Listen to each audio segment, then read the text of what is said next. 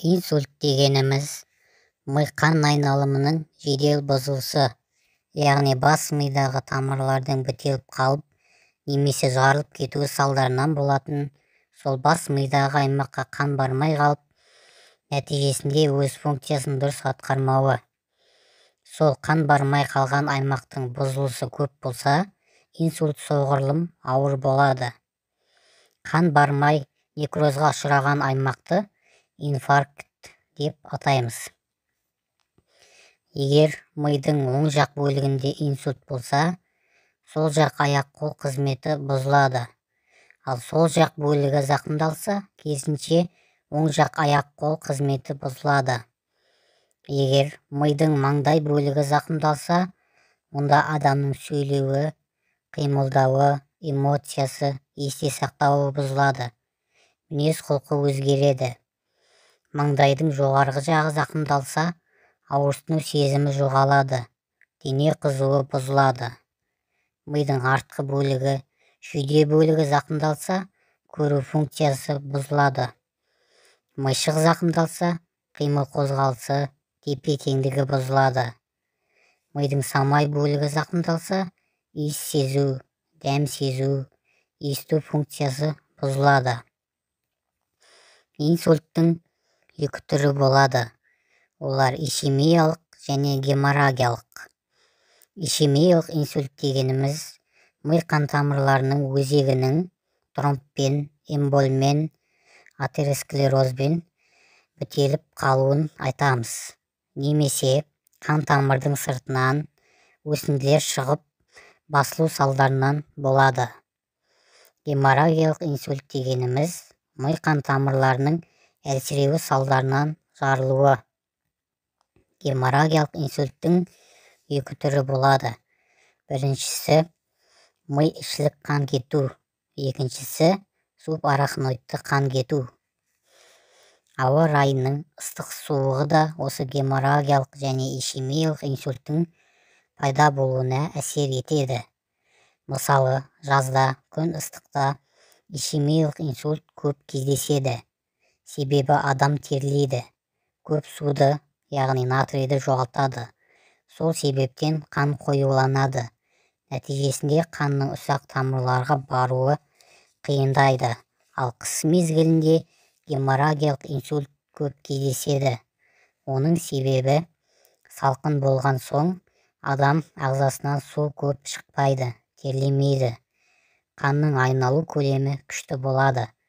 Соның себебінен әлсіреген ұсақ тамырлары жарылып кетуі мүмкін. Инсульт басталмас бұрын алдын ала белгілері, яғни симптомдары болады.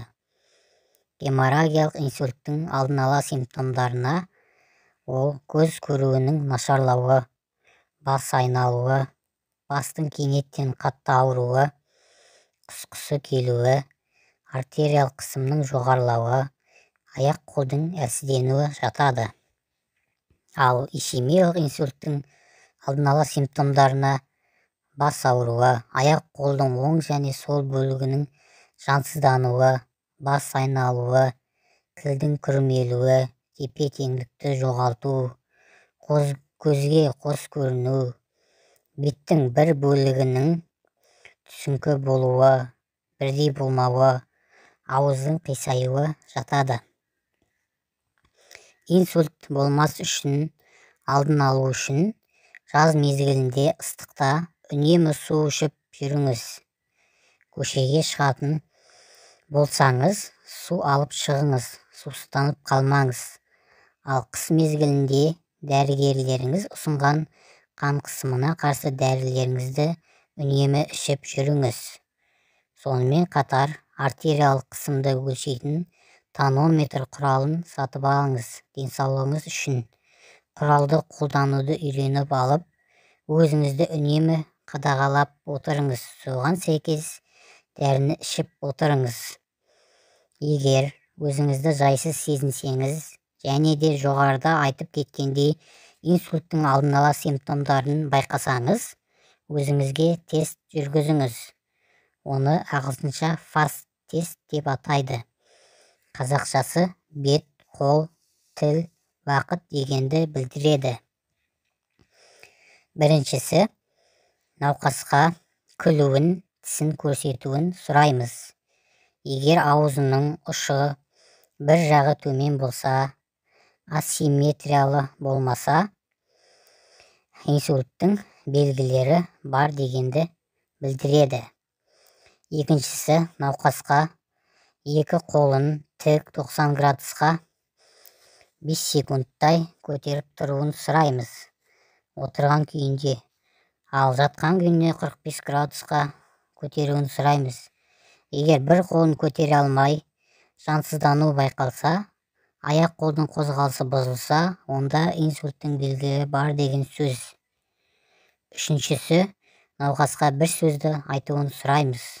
Егер ол сөзді анық емес, шала, түсініксіз айтатын болса, онда инсульттің белгілері бар дегенді білдіреді. Ал төртіншісі, уақыт дегенді білдіреді. Егер де осы айтылған үш белгінің біреуі болса, онда тез арада жедел жәрдем шақыру керек. Жедел жәрдем келгенше үй жағдайында, егер науқастың есі болса, басын жоғары көтеріп, арқасымен жатқызу керек. Үйде тонометр болса, артериялық қысымын өлшеу керек. Пульсін санау керек. Қалыпты жағдайда пульс 70-80 рет соғады. Науқас есін жоғалтқан болса, онда науқасты басын сәл көтеріп жатқызу керек. Тонометрмен қысымын өлшеп, пульсін санау керек. Егер науқастың құсық шығып жатса, сол жақ қарына жатқызу керек. Аузында протездері болса, алып тастау керек.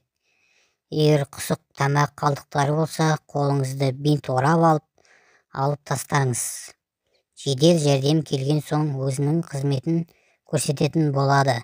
Сіз ол келгенше осы нұсқауларды орындасаңыз, өміріне төнетін қауіпті азайтатын боласыз.